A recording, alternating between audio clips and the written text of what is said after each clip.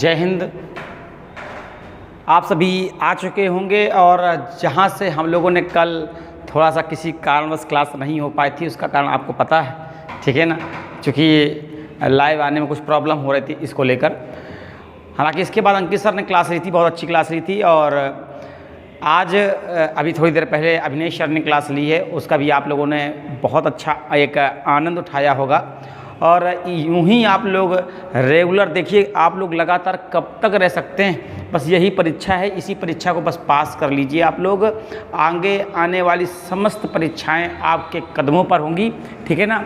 तो अभी बहुत अच्छी खुशखबरी भी आई है, 4000 शायद एसएससी जीडी की और ऐड की जारी कर ऐसा कुछ है। तो थोड़ा सा ज़्यादा फ़र्क तो फिलहाल नहीं आना है मेरिट में, क्योंकि एक एक नंबर पर फिर एवरेज में बच्चा बहुत ज़्यादा हो जाता है, लेकिन फिर भी थोड़ा सा डिफरेंस ज़रूर आएगा।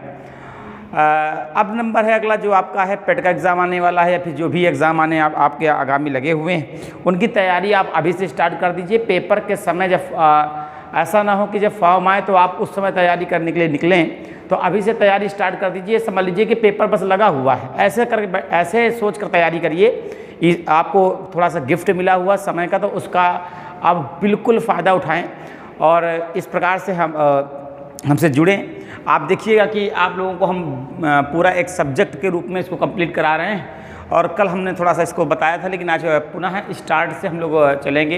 तो जो बच्चे पहली बार आप लोग बेटा अगर इस क्लास को ले रहे हैं तो आप पूरी क्लासेस लेने के लिए समय समय पे, चूँकि हम आज का सार भी लेकर आते हैं, बहुत मज़ा आने वाली है। अगर आप पहली बार देख रहे हैं तो इसको सब्सक्राइब करिए आपको और बेल आइकन दबा दीजिएगा, ताकि हमारी जो भी क्लासेस उसकी जानकारी आप तक पहुंच सके। मज़ा आने वाला है। आपको क्वेश्चन करने के जो तरीके हैं वो सिखाए जाएंगे। आप हमारे पुराने वीडियो में जाकर देख सकते हैं डायरेक्ट। ये नहीं कि क्वेश्चन करना, हमने ऑप्शन से भी आंसर निकालने के तरीके की कोशिश की है कि आप लोग को बताएं, और बहुत आपको मदद मिलने वाली है। चलते हैं। और गांधी जी 9 जनवरी 1915 को आ चुके हैं, और आने के बाद अपना पहला जनभाषण जो है वो दे चुके हैं BHU 1916 में। शायद ये बात हमने लास्ट टाइम नहीं बताई थी, इसको लिख लीजिएगा। और इसके बाद गांधी जी का पहला सत्याग्रह प्रारंभ होने जा रहा है, और जो है चंपारण, ठीक है ना। चंपारण के बारे में चलते हैं, और जिस प्रकार से आपके ये नोट्स हैं आप वैसे ही नोट करते चले जाएंगे। जितनी बातें इसमें लिखी हुई हैं, एक ज़्यादा आपको बात नहीं लिखनी, इन्हीं में सारे प्रश्न आपके सामने होंगे। बहुत आनंद मिलेगा आपको, ये मान के चलिए। इसके बाद जब हम लोग प्रैक्टिस करेंगे इसकी तो और मज़ा आने वाली है, लेकिन प्रैक्टिस में मज़ा उन्हीं बच्चों को आने वाली है जो कोर्स को कंप्लीट करेंगे, ठीक। तो हम चलते हैं लेकर आपको चंपारण की ओर। सबसे पहले सब लोग लिखेंगे, करके दिखाएंगे। ये बहुत दिन से आप लोगों ने लिखा भी नहीं है, ठीक है ना, इसको तो भूलना ही नहीं है, ठीक है ना। चलिए,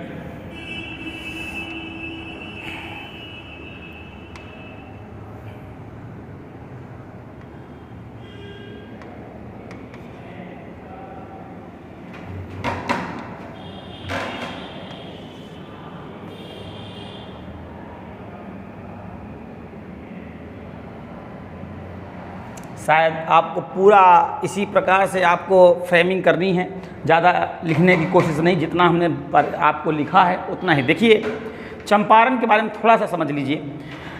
चंपारण जो कि आपका ये 1901 क्या हो गया, थोड़ा सा इसको 17 करिए बेटा आप लोग। हाँ, 1917 में चंपारण होता है।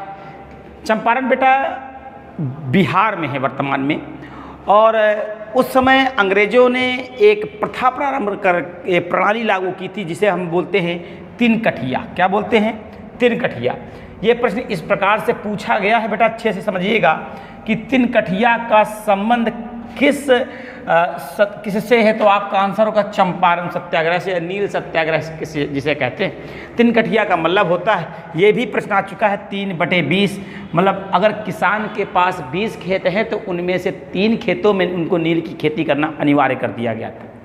लेकिन समस्या ये आ चुकी थी कि नील की खेती उस समय हो रही थी, और नील के बारे में हमने आपको थोड़ा सा इतिहास बताया है कि अगर हम बात करें कि सबसे ज़्यादा नील कहाँ होगी, सबसे ज़्यादा, तो यहाँ पर गलती करके आप गलती से भी चंपारण नहीं लगा देंगे बेटा, अवध, ठीक है। और सबसे अच्छी नील का वाला प्रश्न आ जाए 1 नंबर क्वालिटी की, तो बयाना, इसको थोड़ा सा आप लोग थोड़ा सा नोट कर रखिए, कहीं पर भी क्वेश्चन आपसे गलत नहीं होना चाहिए, क्योंकि जब आपसे नील वाला प्रश्न पूछा जाएगा, जो बच्चे चूँकि क्लास ऑफलाइन क्लास के हैं उनको पता है, जो पहली बार ऑनलाइन देख रहे हैं तो वो थोड़ा सा यहाँ कन्फ्यूज़ होंगे, हो सकता है चंपारण लगा दें, क्योंकि मैं प्रश्न रखूँगा तो आपको कन्फ्यूज़ नहीं होना वहाँ पर, ठीक है ना। अब यहाँ पर आप देखेंगे कि नील की इसी बीच की बात कर रहे हैं, 1917 की आसपास की बात है, जर्मनी ने कृत्रिम नील का आविष्कार कर लिया था। अब वो उस नील के आ जाने से जो ये प्राकृतिक नील है, इसकी कहीं ना कहीं मांग पे कमी आई। लेकिन समस्या क्या है कि अगर जिन खेतों में नील की खेती हो जाती, वहाँ पर अन्य चीज़ आप उपज पैदा नहीं, खाद्यान्न पैदा नहीं कर सकते, तो वो खेत कहीं ना कहीं तक आप देखिए कि बंजर ही हो जाएंगे। अब यहाँ पर दूसरी समस्या ये आ रही है कि अगर आपने प्राकृतिक नील लेना बंद कर दिया है, ठीक है ना, तो कहीं ना कहीं आप इस प्रणाली को समाप्त करेंगे। लेकिन समस्या क्या, प्रणाली तो समाप्त की जा रही थी, लेकिन जो अंग्रेज टैक्सेस लागू किए हुए थे किसानों के ऊपर, वो कहीं पर भी कम नहीं कर रहे थे। कुल मिला के किसानों की हर तरफ से तौबा तौबा थी, ठीक है ना। आज भी यही कंडीशन आप देखते हैं कि बहुत ज़्यादा हर जगह, चाहे वो प्रकृति की बात की जाए और चाहे वो राजनेताओं की बात की जाए, बचते कहीं से नहीं किसान हैं। अब क्या बताएं, अभी आप देख रहे कहीं हर जगह से किसान मारा जाता है। कहीं कहीं आपको सुनने का बड़ा दुख होता है कि बेचारे को प्याज का पैसा ही नहीं मिल रहा है, किसी चीज़ का पैसा ही नहीं मिल रहा है। थोड़ा सा हम उनसे गुजारिश करना चाहेंगे कि जो लोग जब मंडी कभी जाते हैं, किसानों से आप लेते हैं, तो यार आप लोग वैसे बहुत लंबी लंबी बातें करते हैं कि हम इतने पैसे वाले हैं, वो 1-2 रुपये में ऐसा लड़ाई ना किया करो। कम से कम जो वो हम लोग को दे रहे हैं ना, वो ये मान के चलिए अगर उन्होंने देना बंद कर दिया ना, तो फिर पैसा आराम से उठा के उस पैसे को उसमें पानी में या ग्लूकॉन डी में घोल के पी जाना, हो सकता है आपको उससे प्रोटीन ज़रूर मिलेगा, ठीक। तो यहाँ पर थोड़ा सा माथापच्ची कम करिए। तो ये प्रणाली थी बेटा। अब यहाँ पर हुआ क्या, तो इस प्रणाली को समाप्त करने के लिए या इसके विरोधाभास में या इसके विरोध में अब ये बात हुई कि बुलाया किसको जाए, चूँकि 1915 से गांधी जी आ चुके थे। तो यहाँ पर 1916 का लखनऊ अधिवेशन, यहाँ पर याद रखिएगा, ये प्रश्न अभी तक आया नहीं है कि किस अधिवेशन से ये बात की गई कि गांधी जी को बुलाया जाए। तो 1916 के लखनऊ अधिवेशन अध्यक्ष आप बता देंगे, चूँकि मैं अध्यक्ष पढ़ा चुका हूँ। तो अध्यक्ष हैं अंबिकाचरण मजूमदार, और उसी समय उसी अधिवेशन में राजकुमार शुक्ल होते हैं। राजेंद्र प्रसाद, चूँकि जिन्हें बिहारी बाबू के नाम से जानते हैं, राजेंद्र प्रसाद ने पहले ही राजकुमार शुक्ल से कहा था कि अगर हमको इस आंदोलन से संबंधित कोई भी सफलता प्राप्त करनी है तो गांधी जी का आना आवश्यक है। और उसी परिप्रेक्ष्य में राजकुमार शुक्ल ने गांधी जी को बुलाया, और गांधी जी को जैसे ही आमंत्रित किया गया 1916 के अधिवेशन में, चंपारण आगे चल के आप देखेंगे कि जैसे ही गांधी जी चंपारण पहुंचेंगे तो चंपारण में एग्रेरियन कमेटी का गठन किया जाएगा और गांधी जी के सदस्य भी होंगे। दबाव बनाया जाएगा ब्रिटिश सरकार के प्रति, और ब्रिटिश सरकार के प्रति जैसे ही दबाव बनाएगा तो उसका कुछ प्रतिफल मिलेगा। प्रतिफल ये है कि तिनकठिया प्रणाली को समाप्त किया जाएगा, तथा यहाँ पर जो वसूले गए धन हैं उसका 25% भाग वापस करने की बात भी की जाती। लेकिन यहाँ पर एक बात आपको यह समझनी है कि अगर गांधी जी के परिप्रेक्ष्य में कोई भी प्रश्न हो, गांधी जी के परिप्रेक्ष्य में कोई भी प्रश्न हो, तो एक चीज़ याद ये रखिएगा कि गांधी जी का कोई भी आंदोलन, कोई भी पूर्णतः सफल नहीं रहा है। आप यहाँ पर देखिएगा कि जो बड़े किसान हैं कहीं ना कहीं हर जगह देखिएगा वो पैसा अदा करते हैं, जो छोटे किसान हैं उन्हीं को थोड़ा सा लाभ मिल गया है, लेकिन ऐसा नहीं है। तो यहाँ पर आप देखिएगा, यहाँ प्रश्न आपसे पूछा क्या क्या जाएगा उन पहले इसमें आपसे प्रश्न क्या पूछा जाता है।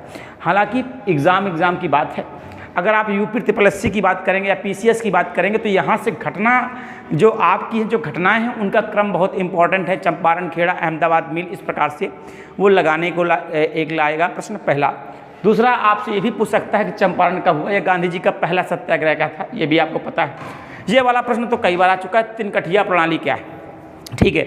जो नहीं आया है वो ये प्रश्न हमने डबल टिक कर दिया है कि गांधी जी को जो आमंत्रित किया गया था वो किस अधिवेशन से आमंत्रित किया गया था, 1916 के लखनऊ अधिवेशन में, ठीक। और जो अगला नहीं आया है वो ये वाला प्रश्न बेटा नहीं आया है, आप इसको ऐसे ही नोट कर, मैं हट जा रहा हूँ, स्क्रीनशॉट लेते जाइएगा। वो ये प्रश्न आया है, ठीक है ना, कि अवैध रूप से वसूले गए धन का कितने प्रतिशत भाग वापस करना पड़ा था ब्रिटिश सरकार को, जो भी उन्होंने पैसा लिया था। ये बेटा इसको थोड़ा सा याद रखिएगा, 25% भाग। कितने प्रतिशत भाग बेटा? 25% भाग। अब यहाँ पर वो दिमाग भी लगा देते हैं, कभी कभी प्रतिशत को बड़े 4 कर देते हैं, थोड़ा सा इसमें भी गौर रखिएगा एग्जामिनर ने।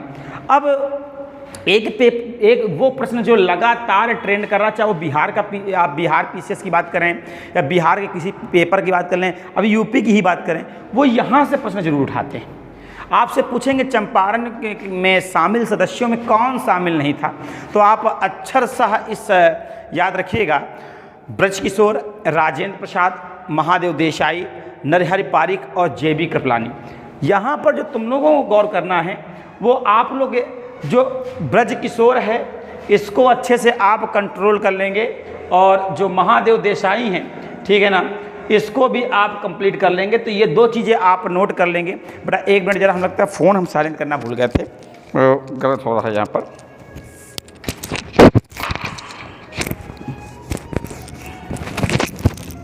मानेंगे नहीं, ये कॉल करते रहेंगे।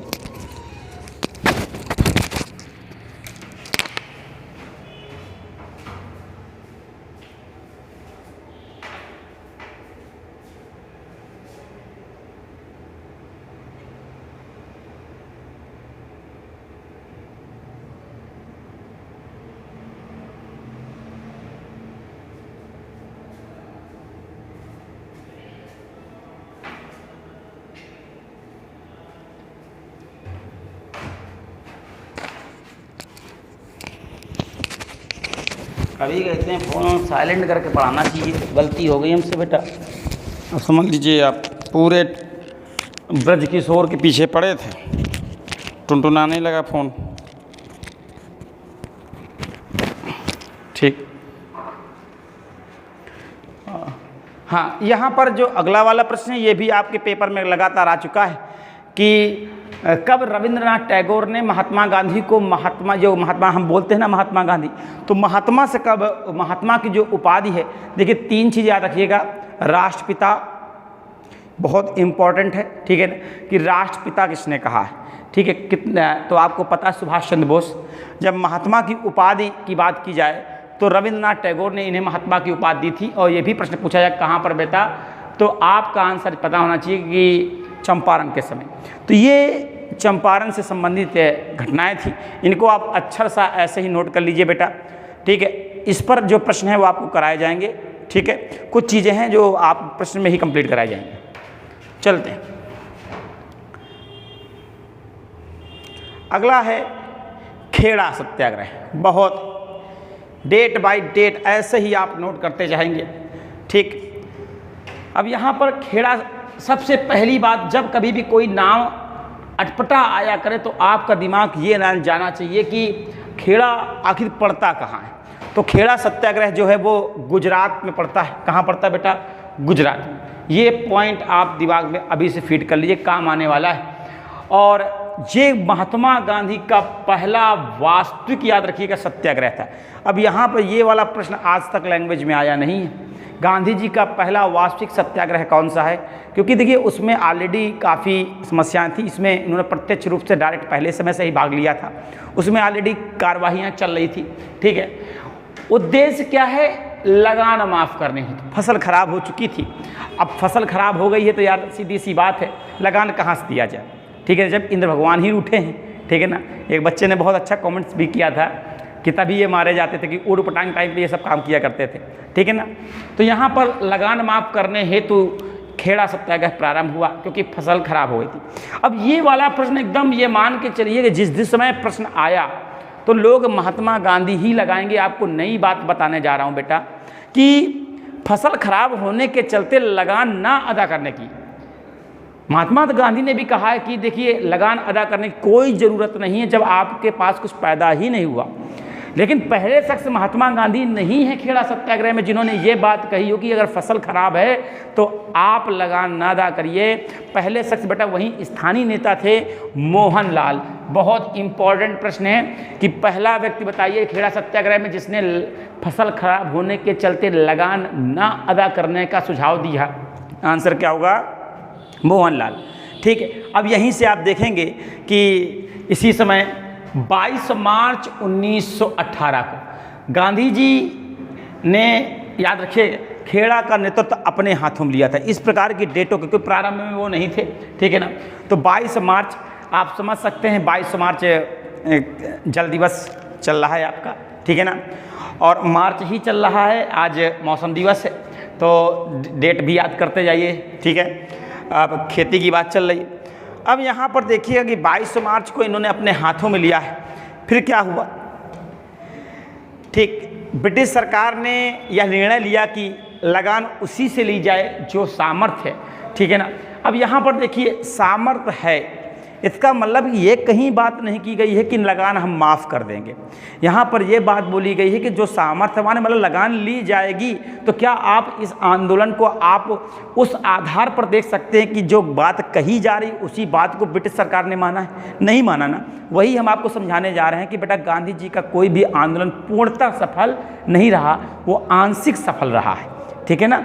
यहाँ पर आप देखेंगे कि अगर खेड़ा सत्याग्रह की बात की जाए तो खेड़ा सत्याग्रह में कौन कौन शामिल था? मेन सरदार पटेल, आगे चल के आप देखिएगा विशेष भूमिका इनकी आने वाली है, ठीक है ना। आप ये भी देखेंगे बारदोली में सरदार की उपाधि इनको प्राप्त हुई थी।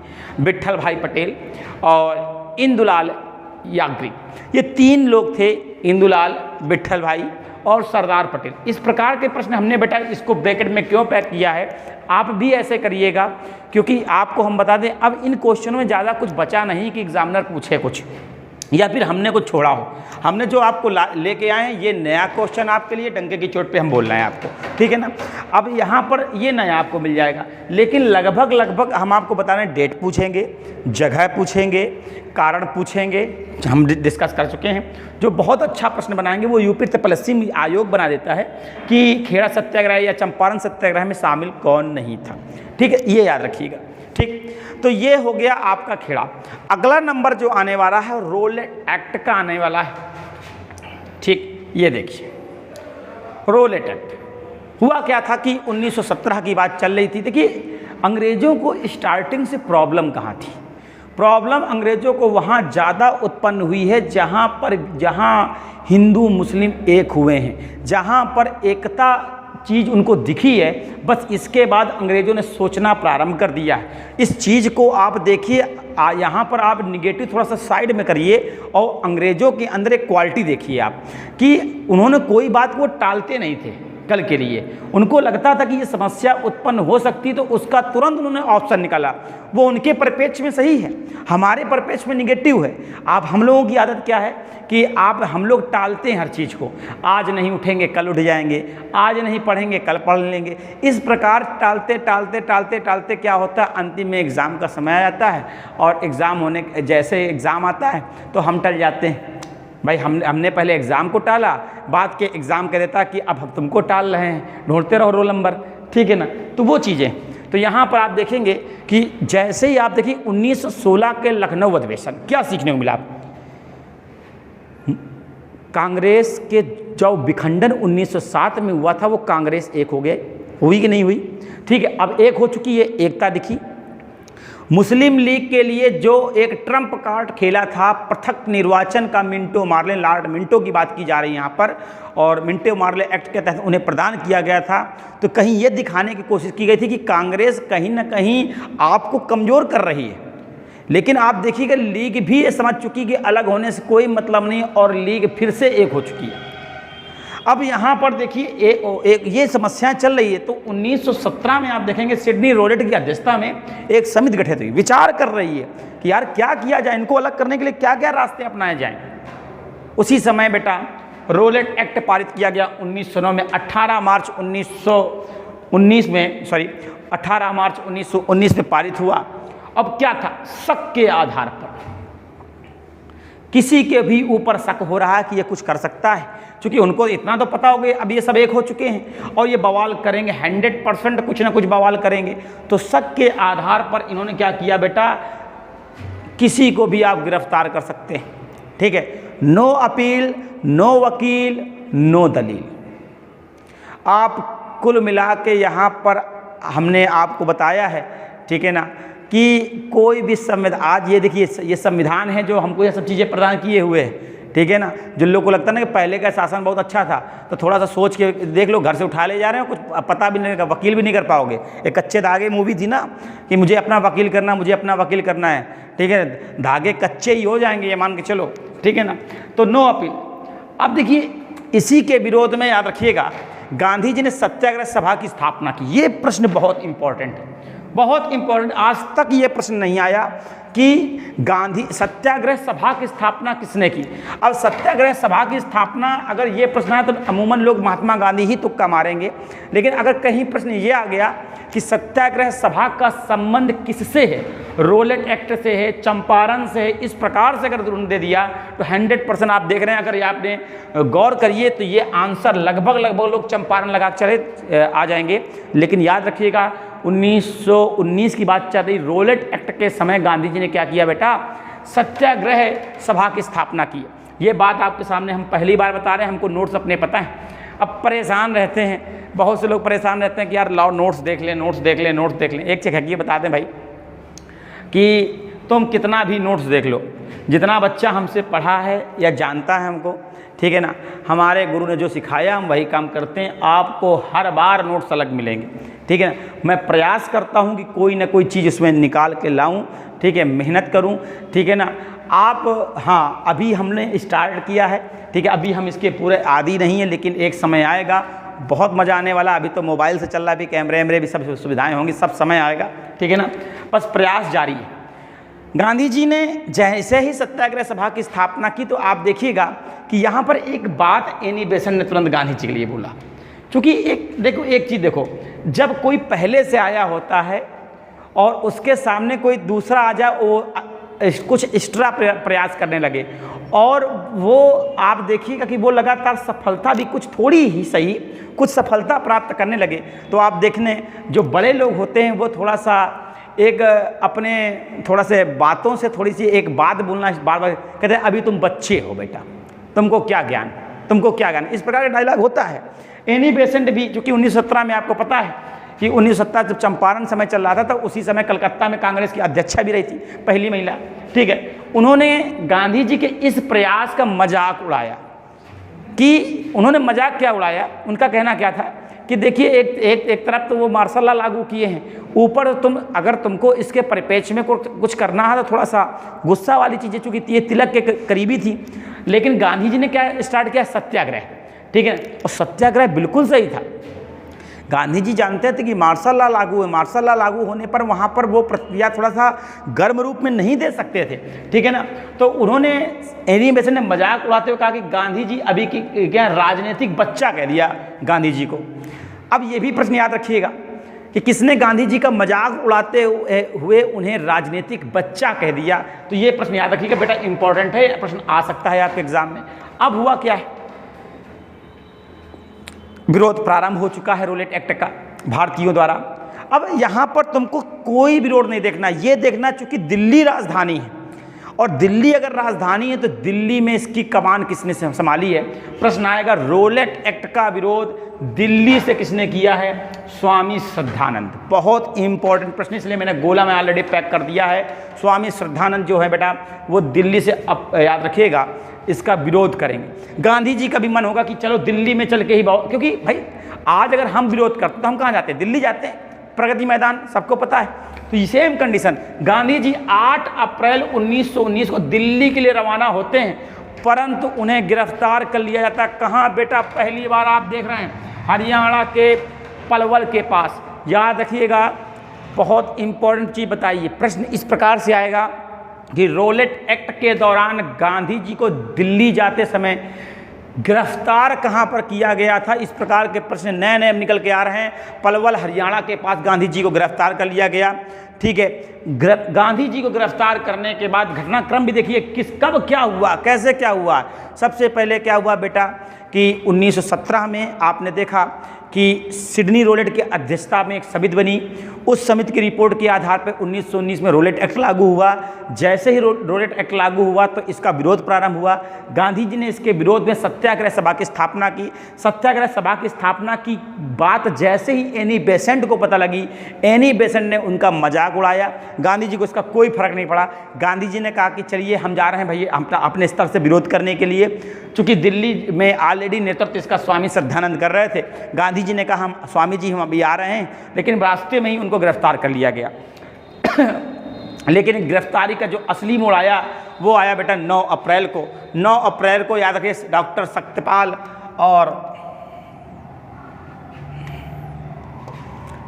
सत्यपाल और सैफुद्दीन किचलू को गिरफ्तार किया गया बेटा, कहाँ पर, ठीक है, पंजाब में, और उन्हें अमृतसर की जेल में डाल दिया गया। ये प्रश्न आया है क्यों? देखो अब दोनों में अंतर आप देखिए।